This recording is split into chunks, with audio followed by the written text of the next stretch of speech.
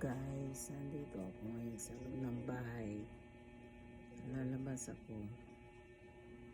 Ayan guys. Lalabas tayo guys kasi umuulan eh. Alas tuwing umaga umuulan guys. Naulanan ako, naghahatid ng estudyante guys. Ayan. Naligo tayo ng maaga guys. Ayan, kasi umuulan. Ngayon may araw na. Maaraw na rin. Ayan. Maaraw na rin siya guys. Ayan, malapit na ako sa tindahan ni Pam guys. Ayan. Ayan na naman siya. Sige. Uy, halika nga. Hindi muna din. Ang daming paninda ni Pam. Ayan guys. Ang gunisa may. Lumayo ka dyan. May tilapia. Nabukas siya. Pag Ayan, meron na guys. tubig ha.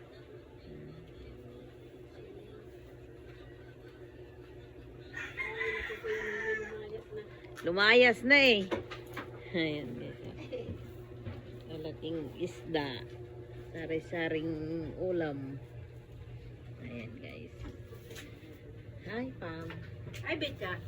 Ayan, yung may-ari ng tindahan. Oo. Ayan guys.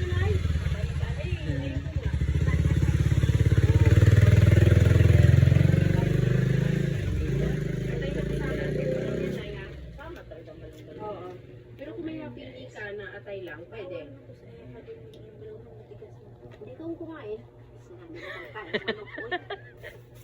Kain na kain ng manok. Pinakain mo ibon? Ibon na.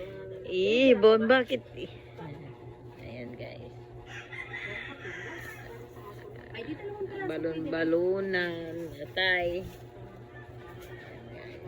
Walang hiya si Papa nito, Tipam, di ba nag-ano ko nito 1 kilo na karaan? 2 kainan lang namin. Ayun. Ayan. Pinakikita. Tikman. Ayan, tinda ni Pam. Ayan si Pam guys. Bye.